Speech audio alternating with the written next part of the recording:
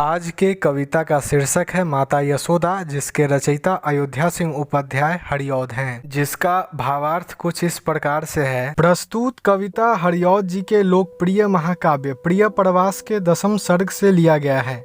यहाँ कवि ने ममतामयी यशोदा माता के पुत्र वियोग की चर्चा की है। श्री कृष्ण यशोदा का त्याग करके द्वारका चले गए हैं।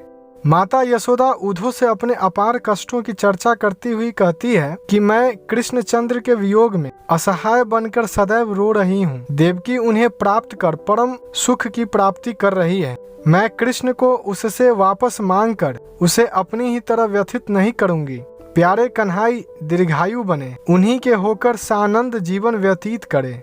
मैं तो उनकी धाई थी और धाई के नाते वे आकर एक बार अपना चंद्रमुख दिखला जाएं। एक पुत्र रत्न इस बुढ़ापे में प्राप्त हुआ था। सुकृतियों के फल स्वरूप ही वह मुझे मिला था। वह भी दूसरे के यहाँ जाकर बस गया। मेरे लिए इससे बढ़कर दूसरी और कौन सी मर्म बेधी व्यथा होगी। इस विश्व में कोई भी वृक्ष पुष्प एवं पत्तों से मेरे जैसा रहित नहीं हो।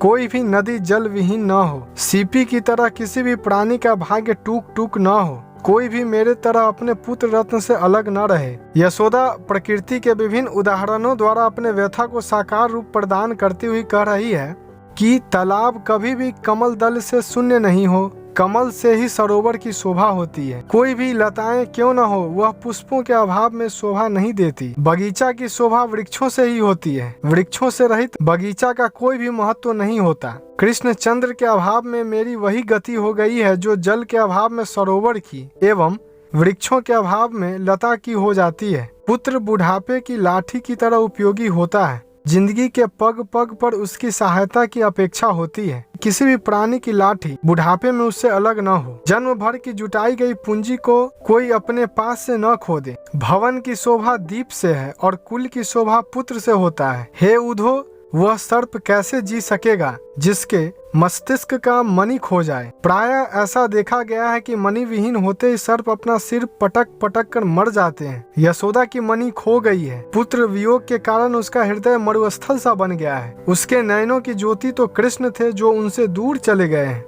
माँ बाप के लिए पुत्र को परम महत्वपूर्ण मानती हुई यशोदा कह रही है, पुत्र ही समय पड़ने पर सुंदर चिंतामणि होता है। अगर मुझ पर दयालु हो तो मेरे हृदय प्रदेश में सांत्वना के 2 शब्दों से शांति की धारा प्रवाहित कर दो। ब्रज प्रदेश में रोज रोज अंधेरा छाता जा रहा है। थोड़ी भी आशा नहीं है कि मैं अब सुखद घड़ियां देख सकूंगी। मात्र एक यही इच्छा रह गई है कि मेरा कृष्ण एक बार आकर अपना प्यारा प्यारा मुख दिखला जाए। कृष्ण के प्रति अपनी की गई भूलों से पीड़ित होकर वह उद्धव से कहती है कि मैंने कितनी भूलें उसके साथ की है। उसे बांध कर रखना पड़ता था। कई बार छोटी छोटी गलतियों पर दंडित कर आंखें दिखाई थी। फिर भी मैं क्षम्या हूँ। मेरी गलतियाँ माफी योग्य है। प्यारे कृष्ण से तुम विनय करना कि वे मेरी गलतियां भूल जाएं। वह मेरे घर आंगन आकर खेले, अपने कौतुक दिखावे, मीठे गान सुनावे। मेरे मन में मात्र एक ही लालसा रह गई है कि वे आकर मेरी वीरान घर बसा दे। आंखें सदैव उनकी छवि देखने के लिए खुली रहती है। वह मेरा पुत्र है, अतः एक बार यहाँ अवश्य आवे। हे प्यारे उद्धव, मैं कहाँ तक अपनी अपार वेदनाएं सुनाऊं। अगर कन्हाई के आगमन की आशा मन से हट जाएगी तो मेरा जीना असंभव सा हो जाएगा। वीडियो अच्छी लगी हो तो लाइक, सब्सक्राइब और कमेंट करना ना भूलें।